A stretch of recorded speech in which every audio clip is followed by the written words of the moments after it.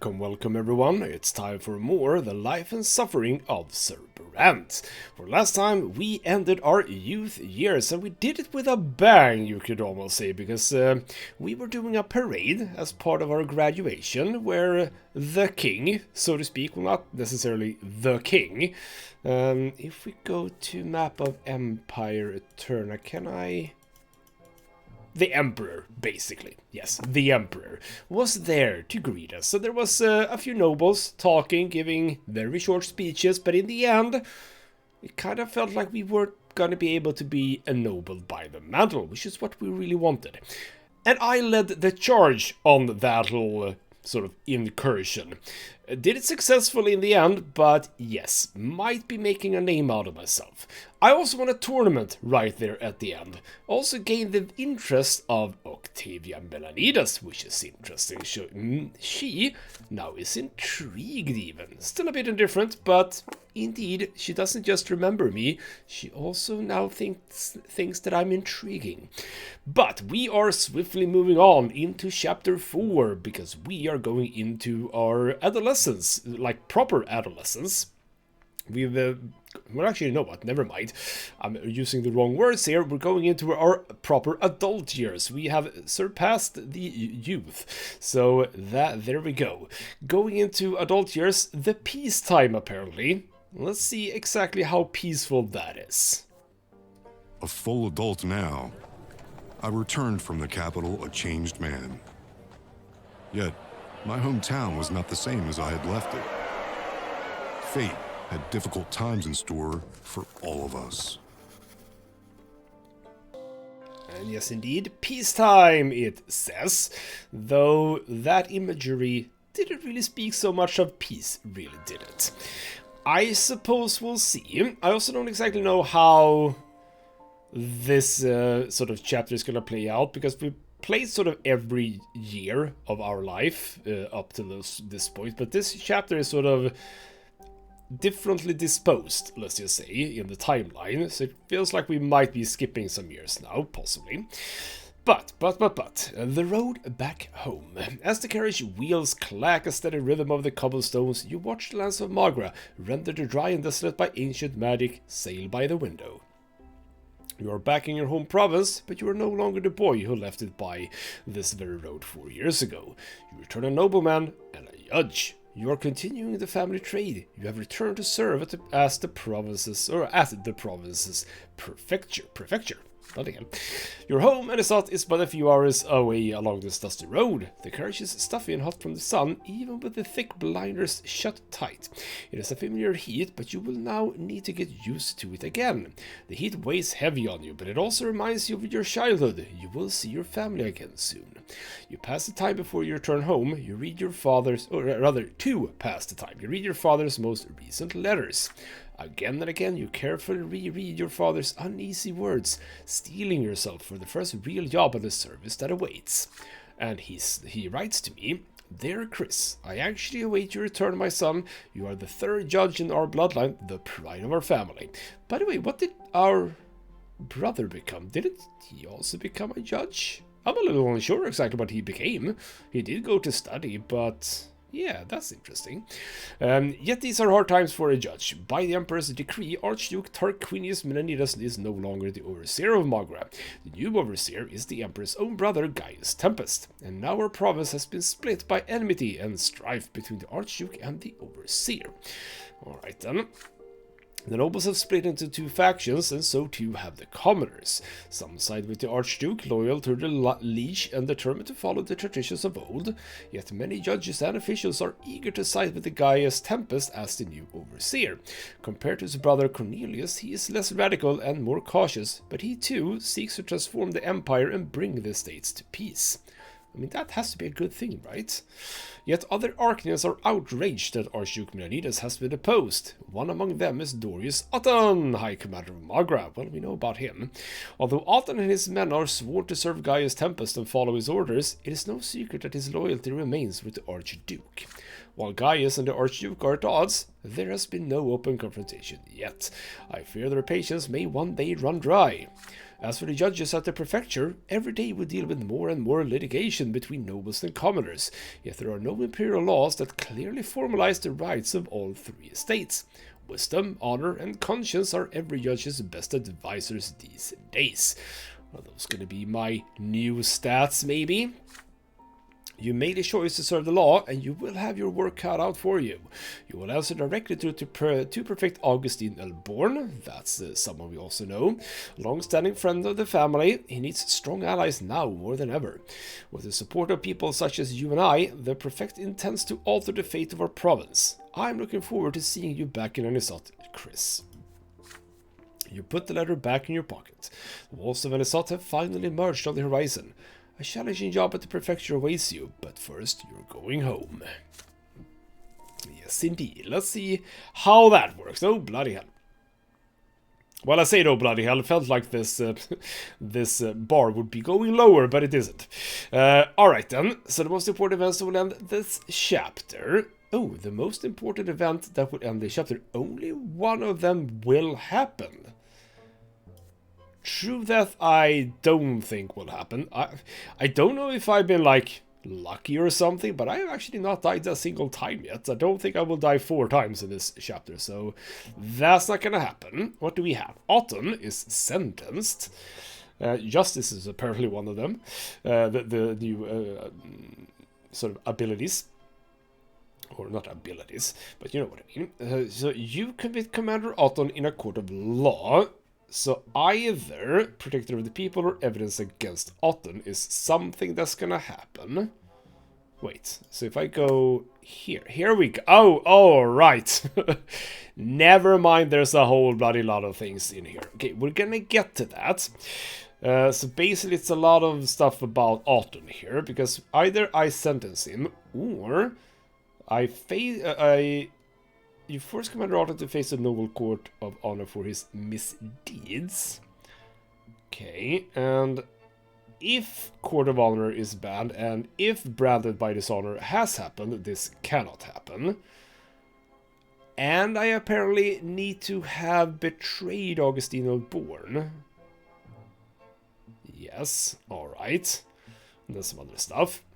We also have the supporters of Archduke Melanides take over the city. And the family falls apart apparently cannot happen, if that's supposed to happen. So presumably if the family falls apart, well, yeah, stuff is gonna be going on. And a new person that I do not know yet, I don't believe, Remy L. Verman made a deal. New person. Yeah, do not have any one of you yet. And then broken chains, the rebellious citizens take control of Anisot. Just, that feels like the most boring one. It feels like we want to go for either of these. But obviously, as I don't know exactly what's going on with these, well, we can't really make a decision on that just yet. Alright, so actually, okay, we are going through all of these, I just realized. Yes, okay, so, outcomes for the Brante family, or Brante family. Most important events that may happen to the House of Brante at the end of this chapter.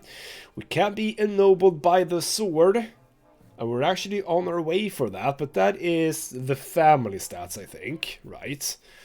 If we go to House of Brante, yes, those are the family stats. So we need our reputation to go up while remaining united. Ooh, that's gonna be tricky because I think that we are at 4. We only really need 2 points. So we can lose one of those points. We cannot lose any wealth though. So we can get, and we mustn't get branded by dishonor, and we mustn't be in ruins. Alright then, we can be favored by the overseer. We are lacking wealth and reputation for that. And we need a glorious bloodline, which is something else, and a family or a family of means, which means that we can become a little bit more wealthy. That is actually higher conditions. That is 853. This is 863. Or Stefan dies. I'm gonna... yeah, there... Well, actually, no. He doesn't have to die, necessarily. But he's gonna do something that is gonna disown him. And we have to be ennobled by the source. Okay, so in order for to even do this one, we need this to happen. Alright. Oh, bloody hell. Yeah, and the family falls apart. That's that one. That happens if unity goes below 2, I suppose.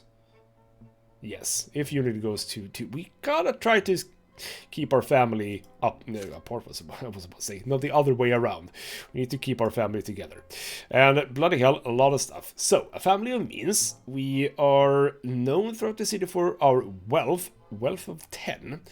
My mother recovers. She has apparently gone ill. We kind of sort of knew about that because she has been going to her chambers a lot more. So unity has to be a whole lot more. Alright, and I need to be of some willpower. Gloria Brant. Robert adopts Gloria and she becomes a full-fledged Brant. Ooh. So family at peace and a secret plot with Gloria I can do. Alright. Or we can have our name dragged to the dirt, never to recover. Let's avoid that. Reputation at 0 for that. Family at peace. Alright. So right now, unite the family is a thing we need to do, but we need our unity to be higher. Stefan Brandt can... Aha, he can be killed in a duel in this chapter. Or secret plot, Gloria secret plot, Gloria betrothed. So Stefan can't be killed in a duel. He cannot engage in a secret plot. Gloria can't be engaged in a secret plot, and Gloria cannot be betrothed. If any of that happens, that fails. Try to remember all of that, and then we have family in ruins, which is wealth at 0. Very much the opposite of a family of means, yes. And then a glorious bloodline. We cannot be branded by dishonor. That's that one. And the family at peace was for... Well, we can also do the secret plot, but secret plot with Gloria, that fails this one. So we kind of want to do a family at peace, possible. Okay, we can do either, I suppose. Well, no, not really. Well, we can do... If we want this to happen, and we can't do that, we can sort of choose between them, I suppose. Alright then, glorious bloodline indeed. Reputation at 10. Lovely. And these that I can accomplish. Yeah, it's been only my family up until... We have really not done much with the family yet, but now that I am a grown-up, yes, my actions are going to affect our family a lot more. That is true. So I can become the protector of the people. The people of Venezuela know and praise you as a defender of the common people's rights. We'll see about that. A patronage of the powerful. You are in the favor of someone very powerful indeed. A powerful patron. Interesting. The Latari ritual. You participate in the enigmatic ritual of a long dead race. Oh, bloody hell. That's a new race. We already have 2. Bloody hell. I can join the Latari circle. How's that going to affect, well, everything? Bloody hell. Alright then. Court of Honor banned. You banned the Noble Court of Honor throughout Magra. Here we go. Here we go. Here we go. This is something I might be interested in doing. Now, going back to Otten. If I do that, yes, Court of Honor banned. If I do that, that's obviously not going to happen. And what would be the difference for him? Like, what happens to Otten if... What's the difference if he faces the Court of Honor or convicted in the Court of Law? I do not know, really. Right, then. And then, evidence against Otten, that's just something we can do. The justice requirement for Otten is sentenced and the career requirement for Otten faces the Court of Honor are reduced by 1. Wait, what does it mean? Wait. You now have the evidence you need to bring Norris Otten to trial. The justice require... Ah, okay. So, in order to do the Otten bit, I need a justice of 8, I suppose 8 or 9? Or it is... Ah, okay. So, rather, it is 9, but have I done this? It's 8. I suppose that's how that works. And a section that opens the occupation. So, now we have career and justice. So I am indeed a judge. I can become a future prefect or tyranny of the nobles. Lovely. Or I can be more justice based and be on the commoner's side. Okay. Support the authorities and the nobility on your path to the post of prefect of Magra, or strengthen the prefecture and the power of law in the province determines the protection of commoners from the tyranny of nobles. So if I wanted to do the Court of Honor band, I presumably... Yes, Justice over 6. Justice over 6 is for that one. And what was it for career? Occupation. What was it for career? None of these are affected by career. Is there anything? Yeah, there was something. There absolutely was something related to career. Career. There was something. She's just... Okay. Yes, if I make it to 10 justice, that is indeed what happens there. Ah, right, the autumn thing. That's...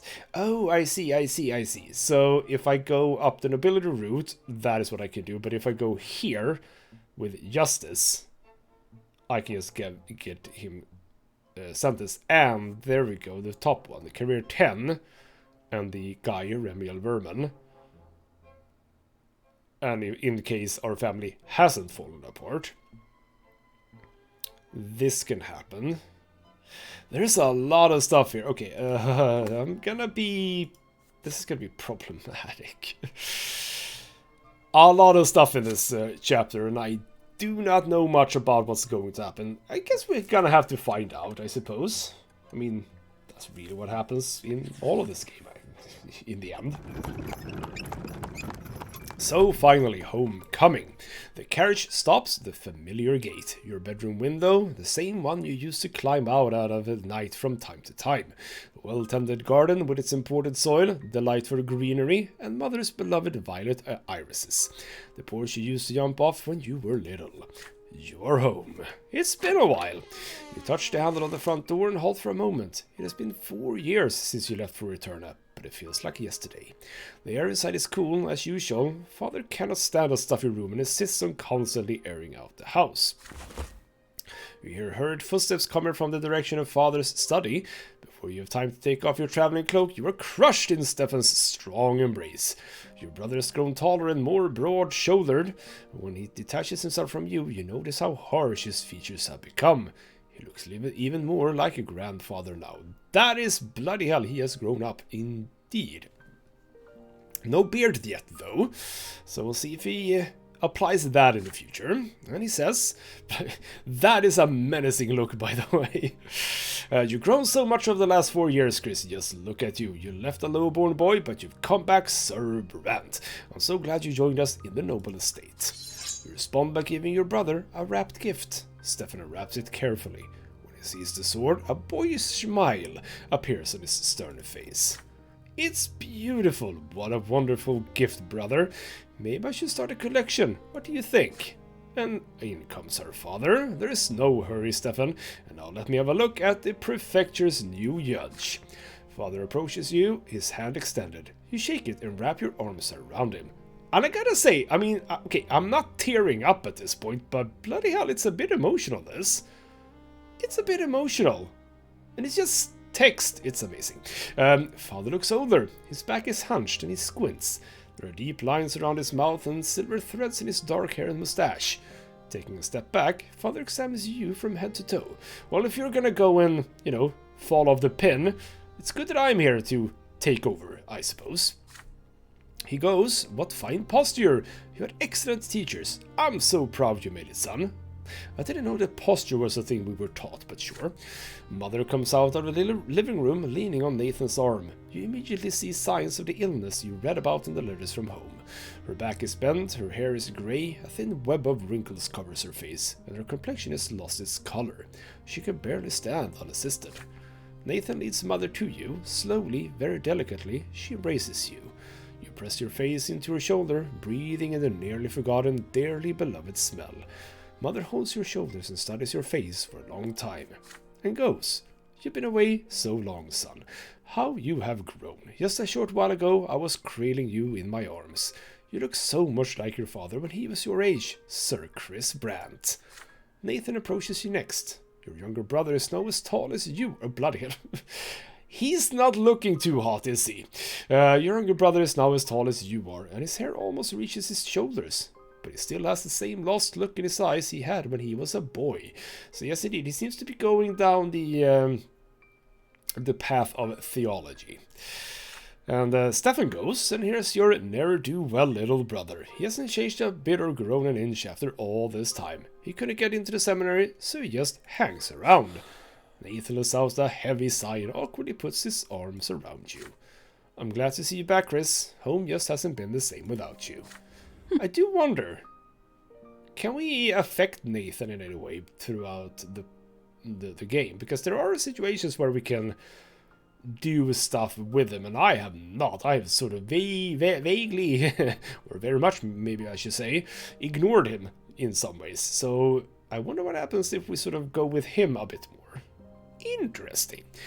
And yes, indeed, that was a snort behind me. Everyone turns. At the top of the stairs stands Gloria, her arms across her chest. She's dressed as a man in culottes, a frock coat, and a necktie with a massive pin. The entire family waits for her to greet you. Stefan shakes his head disapprovingly. Your sister descends as if forcing herself to do it. A few steps away from you, Gloria stops and bows. Welcome to your home, Sir Brante. Your sister looks thinner and leaner than she used to. She has dark circles under her eyes, as though she has been sleeping too little or crying too much. Stefan goes, enough pleasantries, come on in, the table is set. Lydia has prepared a veritable feast for you. I mean, I'm gonna assume that she hasn't, because she's very ill, but yeah. For the first time in years, the entire family is together. You can finally spend some time with another member of your family today, alright. So this is the first one, the first possibly big choice. So I suppose if we want to try and think about these things, we kind of do want our unity to go up, right? Stefan, I mean, we can just look at our, our family here. I mean, Stefan likes me. We are at +3 right now. Nathan, 0. Gloria, -3. -3. That's not good. Like, that's decidedly bad. So, you know what? To try and be diplomatic about all this, I don't think I actually got new... Yeah, these are actually all the same on this occasion. They have not changed. So we are going to be continuing to boost these. But I don't think I saw a lot of these. I think I saw, like, diplomacy in one. Don't exactly know if any of the others were actually present. But yeah, I'm gonna go with Gloria. Let's have a chat with her, see if we can reconnect or something. Because that would be good for the family, I think. At the table, you try to ask Gloria about her life, but your sister dodges your questions. And she says, I live, I suffer, I help around the house, I know my place, just like a lowborn girl is supposed to. Stefan goes, then keep silent, Gloria. Your brother doesn't care about the affairs of commoners anymore. Instead, why don't you tell us if you've made any useful acquaintances, Chris? Our family would benefit from some good connections right now. You have to relate to 4 years you spent in Eterna. Only later that night, when the family is getting ready for bed, do you manage to have a conversation with your sister by the smoldering fireplace. You assure Gloria that your noble title will not come between you. She is still your sister. Gloria casts a wary glance at you. And the situation also, just to remind ourselves, distaste. Oh, actually, I think the game... we're actually at -2 now. I think the game skipped a bit there, but right. So your sword and title haven't changed you after all. Giving in to her feelings at last, Gloria buries her face in your shoulder. You caress your sister's disheveled locks. And she says, I really hope you'll always be my brother, Chris. Mother, Nathan and I, we all seem to be unwanted in this house. So Robert spends all his time at work, so Stefan has been running the household. It's taken a heavy toll on Mother. I can see her losing her will to live. You know, at her age, she might pass away forever and not be reborn. She had to endure a lot before she met Sir Robert, and her illness is consuming her. All Stefan cares about is getting the family ennobled by the sword. He'd sacrificed anyone for it. A word the first thing he's going to do is to drive me out of the house, so I won't taint the Brante family name with my origins. I'm just an obstacle to him, a hindrance. You know, Chris, I'm not sure how much longer I can tolerate this injustice. Times are changing. If I'm lowborn, that doesn't mean I'm going to serve the nobles until my true death. All over the Empire, commoners are fighting for their rights. Gloria suddenly cuts herself short. For a long time you sit in silence, listening to the crackling fireplace. The Brante family is about to face some challenging times. Yes, they will, and indeed, Stefan didn't really care a whole lot about that, but still sympathetic, so that's good. And indeed, Gloria did go up a bit. I hope that that is good for the cohesion of the family, so to speak. And alright, big day, first day of service. Your service as a judge begins today. You get dressed early in the morning, donning a brand new jacket with a cravat and hat. It's an immaculate look, if you dare say so yourself. And I do. You head to the prefecture with Father.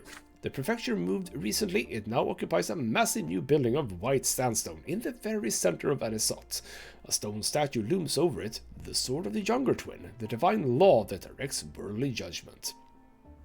All legal disputes in the province are to be resolved here. You and Father walk up the marble stairs past the commoners, merchants, and lesser nobles, all petitioners and litigants, huddled by the pillars.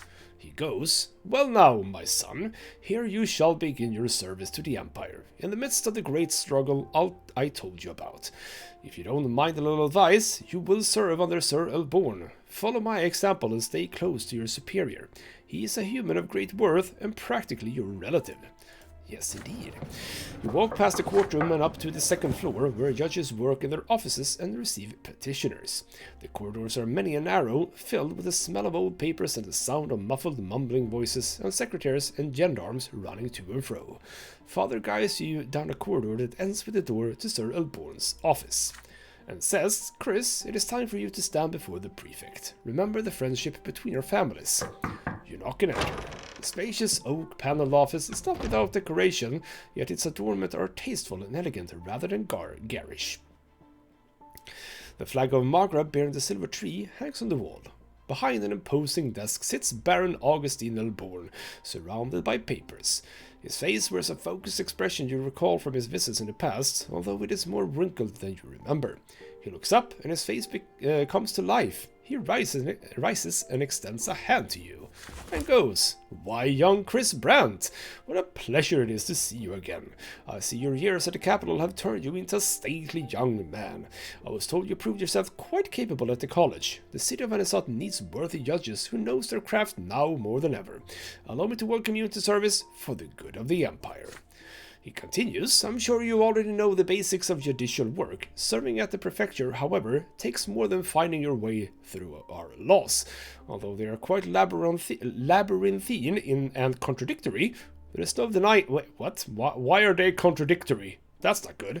Anywhere you look in our province, you will see friction between the estates. Old noble blood, new nobles, rich commoners, poor commoners, they all have their legal disputes. And we judges work here to make sure this pot never boils over. If we are too eager to follow the traditions of old and bow to noble privilege, the common estate will grow desperate and lose all hope for freedom. But if we openly side with the commoners, the noble's ire will be quick to find us. And so, Judge Brante, I ask you to be wary and wise. Peace hangs by a thread in this province. Carefully consider every decision you make at court before rendering your verdict. But first, you need to get accustomed to your new position. You shall begin at once. The prefecture has already assigned you a number of legal proceedings to review and judge. Your office is ready and waiting for you, Sir Brante. Lovely. The instructions are over. The work begins. You recognize your new office by the brass plate on the door reading, Sir Chris Brante, Judge. Ah, good feeling, good feeling. You find it rather cramped on the inside, yet still reasonably comfortable. The sturdy desk has all the stationery you need. Behind the desk is a large chair of carved wood, and in front of it are several smaller chairs for petitioners. Heavy curtains hang over the window, worthy opponents for the morning light trying to shine through. There are papers on the desk already, including instructions, orders, rulings, and all sorts of other prefecture paperwork. We're about to begin when you hear a sudden knock on the door. The source of the disturbance turns out to be a stout, smartly dressed nobleman. He greets you with an elegant bow you would not have expected from such a sizable individual. And this is apparently Carlo Fockgraben. Bloody hell, that's a name and a half. Sir Brante, congratulations on your first day of service. Allow me to introduce myself, Judge Carlo Fockgraben, a humble servant of the law like yourself. It is my hope that we will become fast friends. Alright, so you might be possible. You do have a bit of a snooty look to you, but we'll see. He continues, now, if I may, a word of warning to help your work progress smoothly, as a token of our future friendship. I am aware that Sir Elborn is your immediate superior. As a loyal servant of the Empire, you will, of course, take his word as your guide. Yet there is no reason to neglect all the other judges at the prefecture, all of whom are noblemen of great worth. Their guidance will most certainly aid you as a judge. That is definitely true words. It will be my pleasure, Sir Brante, to facilitate your introduction to the noble judges of the prefecture as soon as possible. I see glory in your future service to the Empire, yet it certainly cannot hurt to receive reassurance and support when you might need it most. I shall not detain you any longer, but if you wish to make some valuable connections, my office is right across from your own. Alright, so we're office mates. Another elegant bow from Judge Fockgraben, and the door closes. You are alone at your desk once again. The scorching sun is rising over the province behind the window. Today is an important day, the day when you are to take your first steps in your new profession. What will you focus on today? And I can have a bit of a chat with my father, because our relations are about 2, but yeah, don't necessarily feel like we... I mean, it could do... What could this lead to, possibly? You go to father, get inside local prefecture affairs and see where he stands himself. Okay, only, I suppose, for the unity of the family, but I don't think that that's gonna be a thing. There is one thing, obviously, which was down here. Patronage. Find someone who's actually pretty damn good, and that does not look like Elborn. That looks like someone else. You know what? You know what, Carlo? You want to be friends with me? Why don't you make good on your promise? Hey. Sir Fockgraben's offer seems rather reasonable now that you think about it. You dedicate some time to the cases and necessary paperwork, then shift the case folders aside and walk to the office across from yours. Sorry, not office, offer. Yes, the office seems rather reasonable. Judge Fockgraben greets you warmly and says, Sir Brante, how splendid of you to stop by. Come, let us pay a few visits to the most distinguished of our new colleagues. I'm sure that we will be delighted to make the acquaintance of such a promising young man. With that, Fockgraben leads you through the corridors of the prefecture. As you walk down the hall, he starts mentioning other judges by name and origin, age and experience, power and influence. You stop by a number of other judges' offices. Hours pass in dignified greetings, bowing, pass on the shoulder, and courteous conversation. One after another, the judges make it quite clear to you that when a noble and a commoner clash in the courtroom, the court is to side with the noble every time, no matter how affluent the commoner may be. Only when both parties hail from the common estate may a judge fully rely upon the rule of law. Before you know it, your first day at the prefecture is over. So yeah, that is going to be very, very important for the choices that we make, I suppose. And Carly goes, yes, look at how much you've accomplished in just one day, Brante. So many experienced judges, and you've made a splendid impression on all of them. Your future is all but assured now, I guarantee it. But remember, courteous words are not the only thing that matters at the prefecture. Your decisions will not go unnoticed. Chris, my friend, I greatly hope your youthful exuberance will not result in any gaffes that may hinder our mutual effort at maintaining order in our province. Act with wisdom in mind, especially when the wisdom of your colleagues is always within reach. Well, I've been doing some, let's say, provocative stuff in the capital, so we'll see if any word of that has reached Anisot A. Alright then, you say farewell to the eloquent, affable judge and walk to the carriage outside, waiting to take you home. With so many useful acquaintances made at the prefecture today, your career will surely prosper. However, there is a burden of expectance upon you. I want you to fall in line and side with noble privilege without a second thought. However, the conflict between the noble and common estates is growing tenser by the day.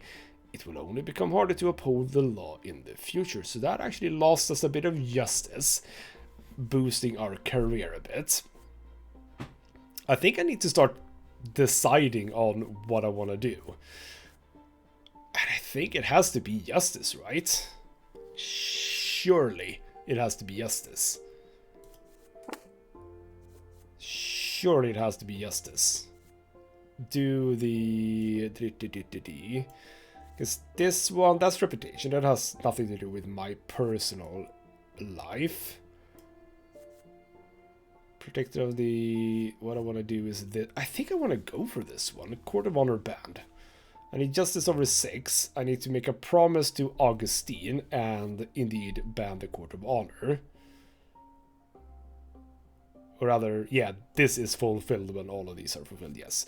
So we need to increase our diplomacy a bit, we need to increase justice. I just lost a bit of justice, but that's fine, we'll get it back.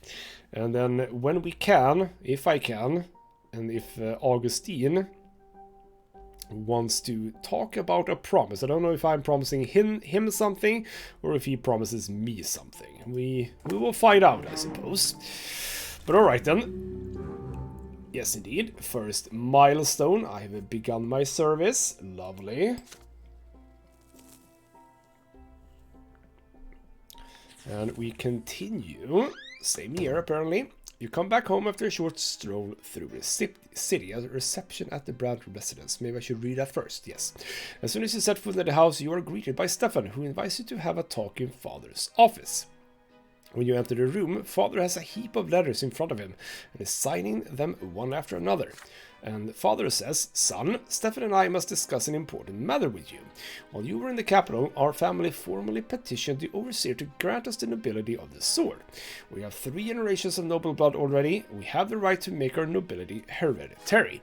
Your grandfather took the first steps towards the nobility of the sword as soon as Stefan was born, and now we are on the brink of becoming the Brants. If Overseer Gaius Tempest and the nobles of the province deem us worthy, we will receive a hereditary title.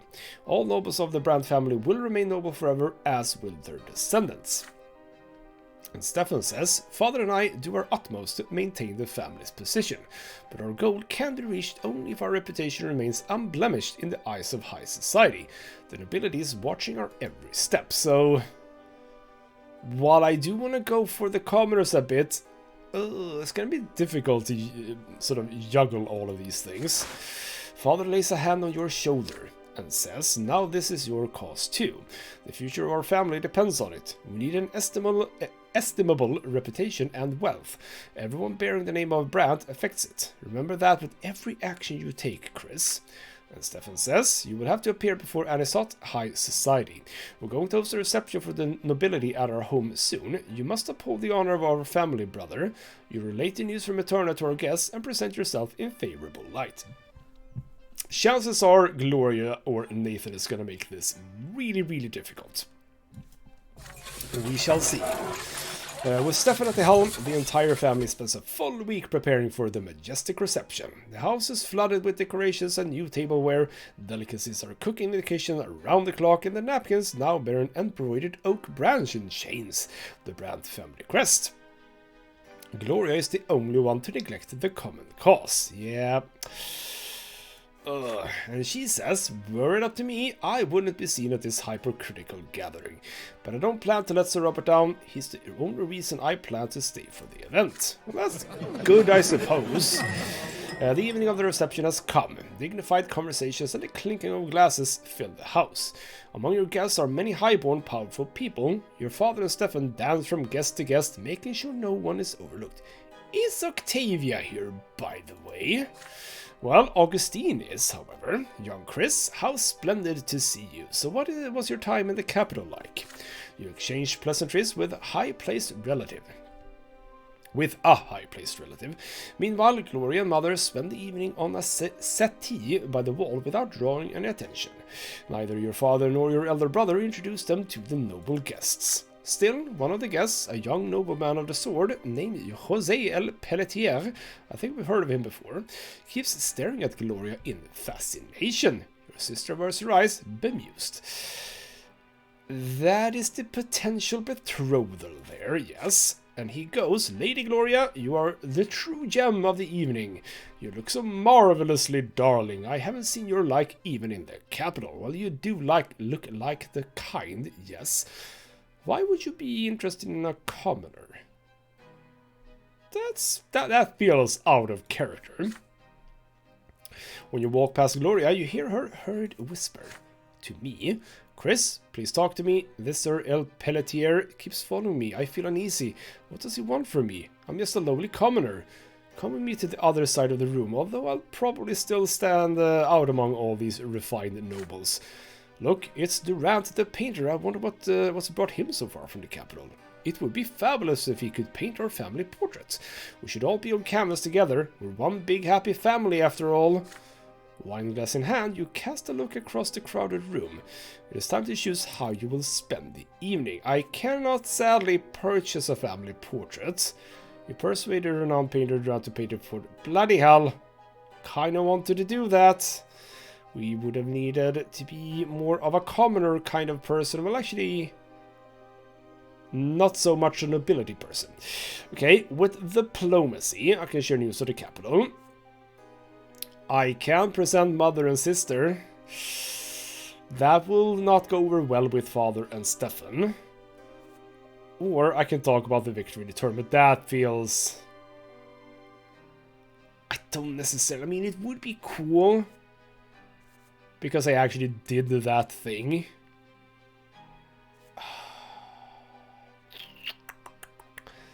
But this...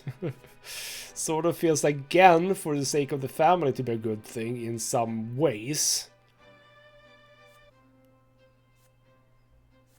Oh, this is a bit of a tricky one. Like, I have done a Destiny thing and I can't talk about it, but again, what would that really do? You know what? I'm gonna go for the controversial option here. I've been doing it a bit safely this playthrough in some ways, sometimes. Not all of it, but sometimes I've been a little bit on the safe side. You know what? Let's go for it.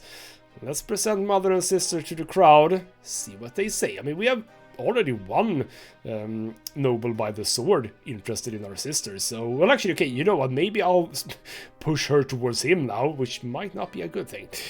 Let's do it. Let's see what happens. Intriguing. So, you take your mother and sister by the arm and lead them to the middle of the room. You ask if you can have everyone's attention for a moment in order to present the hostesses of the evening. May I present Lydia Brante, wife of Sir Robert, and their daughter Gloria. Is this the first time there's a direct quote from me? Because most of the time it's just, you do this, you do that. That is an actual quote by me. Alright then. The guests avert their gaze in confusion. Mother bows with difficulty in response while Gloria supports her by her shoulders. My mother says, my esteemed guests, it is a great honor for us to have you in our home. Although we are not all of noble descent, the Brante family will always strive to give you the welcome you deserve. Very, very diplomatic. Good job, Mother. Father, dumbfounded, walks up to Mother and takes her hand. You order the musicians to start playing. Father has no choice but to dance with his wife. Oh, bloody hell. He's not gonna like me for this, is he?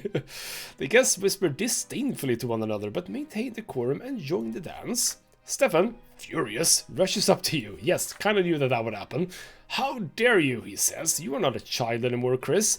Why draw the nobility's attention to the fact that we still have all these commoners in our family? I just realized that, yes, probably our reputation is gonna suffer a bit. And I see that... Oh, we were actually... When did this happen? We were at 3, now we're at 5. Interesting, that sort of changed at some point. Right then. You're taught that this is what the Brantes are. If Stefan is so concerned about his family, he has to acknowledge the existence of Lydia, Gloria, and Nathan, not try to conceal them from the rest of the world. With an aggrieved air, Stefan rejoins the guests. Your parents keep dancing slowly. The illness has taken Mother's former grace, but Father carefully holds her, as if carrying her along with him. Gloria watches them, mesmerized. And Gloria says, that took a lot of courage, Chris. Let everyone see that our family is more than our title and position. We're people too. Father and Mother finally finish the dance and come back to you.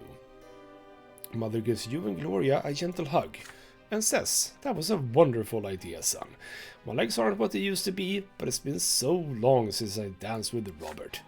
The night is over. After the guests leave, you discuss the future of the family long into the night. Gloria likes that. We're getting there. From -3 to -1, but obviously from +3 to +1 with Stefan. Is there not going to be a situation where I only make one of them happy? Because right now it's been very much +1, -1 here. Unity goes up and reputation goes down. Sort of what I expected. Oh, again, yes. Okay, now I see. Okay, this is a bit of a weird one from the game. And I probably should stay out of stuff like that because, yes, this is the effect of what just happened. Well, actually, it's more than +1. It's actually +2 because we were 3. Pretty damn sure. So yes, I sort of spoiled myself there again, which I did before too. But alright then, and my willpower goes up. Bloody hell, I have a lot of willpower. So if any willpower stuff comes up, I should start considering it, I suppose. And alright then, back at work, I believe, a rock and a hard place.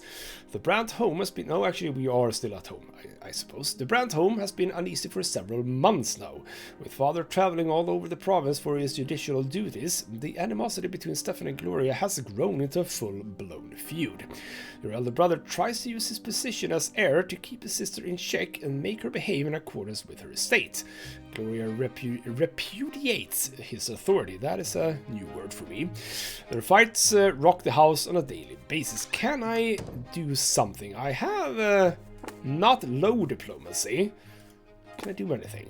Eventually, after returning from his latest trip, Father gathers Stefan, Gloria, Nathan, and you in his office. His somber look portends a difficult conversation. Stefan gazes at his father defiantly. Gloria is poised to lash out and run away. Nathan quietly keeps to the side. And our father goes, "Children, for a long time now, our family has been striving to become nobles of the sword. Every noble member of the Brante family will gain a hereditary title. This is your grandfather's dying wish." And I mean, wouldn't that mean Gloria and Nathan as well? No, actually, no, he says noble member. They are not noble, right. Gloria sighs a bit and says, "Then why am I here, Sir Robert?" And Stefan says, "She's right. This is a Brante matter." And Father goes, "Wait until I finish, Stefan. I am still the head of the household. If you're truly so concerned about honor, show your father some respect. It can't be helped, not all of us are noble, but now we must be united as never before. We must work together to protect the reputation and wealth of this family, but you, Stefan, perpetually humiliate Gloria." To which Stefan replies, "Father, all I'm trying to do is put her in her place. You know perfectly well the consequences of any attention Gloria might attract, or every step is being observed. The nobles will make pariahs of our family for all eternity if they remember Gloria's filthy origins, and your reckless marriage to Lydia." Father turns red in the face, but with considerable effort he remains composed. "That is so," he says. Stefan continues, "Our grandfather did everything in his power to remedy your mistakes. Please, Father, don't repeat them." Gloria speaks up. "I'm just trying to live, Sir Robert, but Stefan wants to lock me in a cage so nobody will ever lay eyes on me." Stefan replies, "That's not it at all. You're lowborn, but you don't live by your lot. You do whatever takes your fancy. You're constantly grumbling about the order of things. Did you know, Father, that she defies all prohibitions by continuing to write poetry?" Gloria answers, "As far as you're concerned, anyone who contradicts you is an insurgent." Stefan says, "When will you grasp the idea that you may not argue with a nobleman? I am the heir of this family, and my word is your law." Purple now, with rage, Father slams his fists on the table. It is rare to see him so furious. Both your elder brother and sister instantly fall silent. Frightened, Nathan shrinks into a corner. And Father says, "Hold your tongues, both of you. Let Chris speak. He has witnessed your quarrels. He should know best which of you is in the right." I cannot send Gloria to Valona. I am not good at manipulation, and we are not really on her side. A trip somewhere far away. Alright. Oh, bloody hell, we're gonna Jesus, okay. Appeal to Nathan. Again, we would have to have better relations with him, as well as theology. So obviously, yes, if we would have gone down the commoners route in our youth, that would have been what we would have been able to do. That is for religion. So, Stefan should give Gloria more some respect. Just remember, you know what? Okay, I have been going against Stefan a little bit. You know what? You know what? We can go to sort of a... That is not where I see that. I mean, we are at +1, -1. Why if we go to 0 for both and defending Gloria? I hope this is gonna go well. You turn to Stefan abruptly and point your finger at him. It's no wonder Gloria fights back so fiercely. Stefan torments and chastises her incessantly.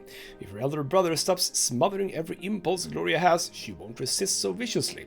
You're a family after all, not a pack of wild animals, where the strong dominate the weak. And Stefan replies, are you blaming me for her escapades, Chris? Me, who selflessly labors to preserve our family name? This is outrageous. Father, will you really heed to his advice? Man, he does not listen, does he? Purple with rage, still? No, actually, no. Now it's Stefan who's purple with rage. We're all purple now. And he clenches his fists. Father rises from his seat, eyeing his eldest son gloomily. Chris is right. Stefan, you have overstepped your bounds. I took Gloria into my house, so you, my son, must respect her and be considerate of her. Your origins do not give you the right to put such pressure on your sister. Stefan rushes out of the office and slams the door behind him. Gloria cannot conceal her joy upon hearing you and Father chastise Stefan. And she goes, the little tyrant! That'll teach him that what goes around comes around. I hope he leaves me be from now on. Yep. Soon rumors start circulating. Bloody hell. Soon rumors start circulating in Anisot High Society, suggesting that you are orchestrating a plot against Stefan, the legitimate heir of the family. It is not hard to guess who started those rumors. Now the entire city knows that there is trouble in the Brante household. Bloody hell, well, I kinda brought that on my own, yes? Ooh. Alright, we need to be a little more reputable in the future. And Gloria doesn't even like me for that. Bloody hell, alright. So I think it's back to the office now then. It is morning of the land dispute. It is morning of a very sultry day and you are back at the office. You are beginning to get used to the duties of your new profession. Father visits you on the job now and then to see your progress and provide advice, but by now he's confident you can handle the work on your own. Today is your first case assigned by the prefect himself. From the comfort of your chair, you go through the facts and circumstances of the case. The matter seems simple at first. Seeking some desperately needed financial gain, a noble from the less than wealthy El Avila family, or Avia, sometimes it is Spanish sounding. I'm just gonna go with Avila. Rented out a sizable portion of its estate to a well-off commoner by the name of Basil Young. Okay, all the rent payments are in order and there is plenty of time left before the lease is set to expire. But the commoner built a large dye works on the estate, and then El Avila suddenly filed a case with the prefecture to evict him. The rental agreement specifically states that the commoner Young has the right to construct any building on the land. The noble landowner, however, thinks he has the final say on any construction since the land belongs to him. Basil Young, on the other hand, has refused to vacate the rented land since the term of the agreement has not expired. Both parties are to appear at the prefecture to hear your decision. The litigant, Sir El Avila, enters first. He is an aging noble who dresses far too colorfully for his years. You are never too old to dress colorfully. He walks into your office with confidence and sits in front of you. The next man to enter is Basil Young, a heavy-set man with a thick beard, clothed in an old jacket and clutching a hat. He stands by your desk and bows to you. Sir El Avila does not hesitate to speak first. Gustav El Avila. Your Honor, I demand you drive the commoner Young from my land. His dye works is a noisy, nasty, ugly building and I refuse to have it on my property. My family already had to endure their warehouses and their filthy workers right by our own estate, but this is simply beyond the pale. Either the court says the dye works must be demolished, or I, Gustav Elavila, will do it myself. I mean, you don't have to destroy it, you can just take it over. Probably gonna make a bit of money. You ask Sir Elavila to compose himself and tell the commoner to give his statement. Basil Young gives his account, speaking in a deep, gruff bass. Your Honor, it cost me all my money to build the dye works. The contract says it's clear. I got the right to build anything on the land during my rental period, which is very, very weird. Sir Elavila didn't say a word at first, but now he up and demands we demolish it. My family will be ruined. That's not gonna happen, I say. Sir Elavila screams at him in return, outraged by what he calls his cunning trickery. The bearded Basil Young disagrees again and again, his pudgy finger pointing at the clause in the agreement. It is noon already. The sun is so hot, even the air itself seems to melt away.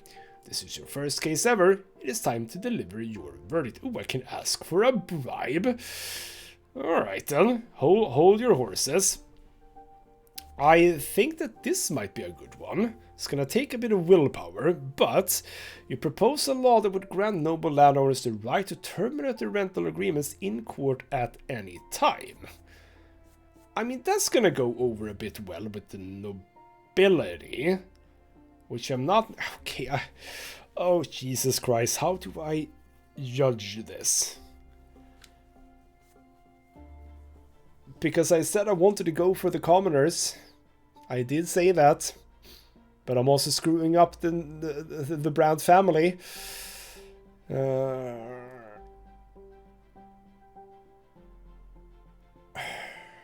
I know what Elborn said. But bloody hell, I'm gonna do it. You deliver your verdict. As the rental agreement clearly states, Basil Young has the right to use the aforementioned lands belonging to the Elavila family until the year 1150, that's a long time, and construct any buildings on the aforementioned lands. Basil Young's use of the land is not in violation of the agreement, and therefore he must not be evicted, and the dye works will remain. Any attempt to drive him off or demolish the building will constitute a breach of law. And Gustav Elavila goes, how dare you? This is my own land and I can do whatever I want with it. It is my right. I can rent it out, I can take it back just the same. And your puny little papers mean nothing to me. If you refuse to resolve this peacefully, Your Honor, why, I'll just put the damn dye works to the torch. And I'm just gonna say, you know what? I don't care. No. You have a response to that. If Young's property should come to harm through Elavila's actions, the nobleman will provide recompense for all damages and pay a fine to the Emperor. The law of the Empire is the Emperor's rule. Nobles and commoners alike must obey the law in equal measure. Your words are tactful but unyielding. The nobleman has no chance. His face pale with rage, Sir Elavila spits out a goodbye through clenched teeth and walks away. And Basil Young says, thank you so much for your just verdict, Sir Brante. I never even hoped you would protect my rights after all. Now the dye works is gonna hit it big. And with other judges soon... Oh, bloody hell. With the other judges soon learn of your verdict. With your very first case, you have caused quite a stir at the prefecture. Most judges would not have deigned to hear the commoner's statement. Yet you defied noble privilege and enforced a lawful agreement against the nobleman. An ill omen for the other nobles. My actions now affect the province. Well, I did make our wealth go up, but order went down a bit. And, well, this is sort of what I... Oh, is this gonna be a thing as well? Is it gonna be +1, -1 for this as well? So I will never be able to have both of these fairly high. Oh, Jesus. Alright then, fine.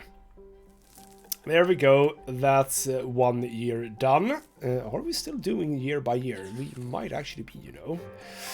Alright then, it is year 1139, don't know exactly when. The Archduke and the Overseer, yes indeed. Two powerful lords have been struggling for power in Magra for over 2 years now. The new Overseer of the province, Gaius Tempest, cannot seem to rein in the obstinate spirit of Archduke Tarquinius Melanides. Unwilling to accept that he is no longer the Overseer of Magra, the Archduke still stubbornly continues to assert his rights to rule the province.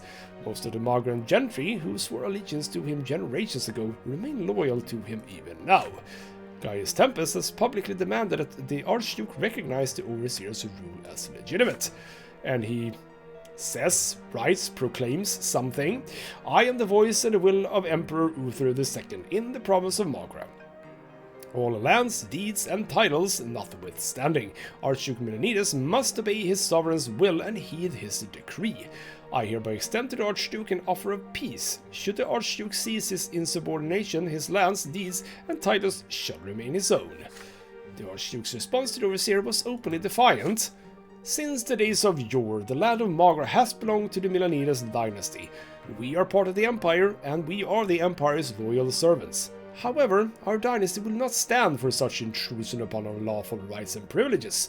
Never before has an Archduke been stripped of his right to represent the Emperor's rule in his own province. So do not forget, Sir Overseer, that the highest noble families of Magra have sworn fealty to me alone.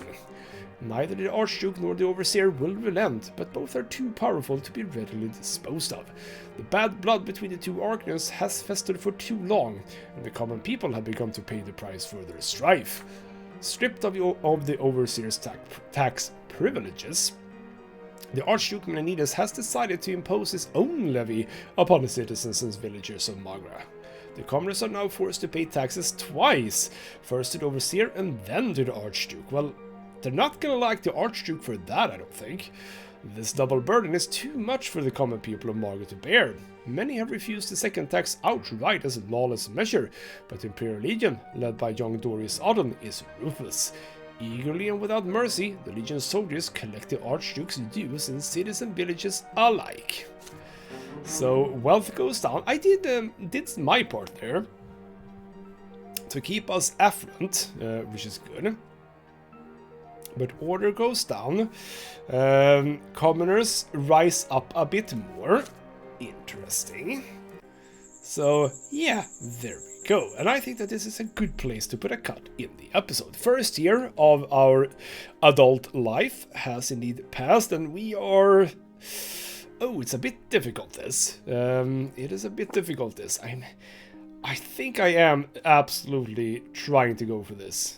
I need to increase my diplomacy, I need to increase my justice, and at some point Augustine and me will be talking about a promise. I should be able to do that, but the question is, can I do that and still have my family at peace, so to speak, or rather keep our reputation high? That's the question. And wasn't there something about... No, there wasn't really anything about my my occupation sort of going to zero or anything like that. I don't think that that was necessarily a thing. Possibly. We shall see. It's getting very, very complicated now. It has been very easy, which is fair because we have been playing like in the youth years, so it is very reasonable that it now gets a lot more complicated. And let's see how I manage to handle this, huh? For now though, this has been ghostmutgaming with me, Christopher. Thank you so much for watching, and I'll see you next time.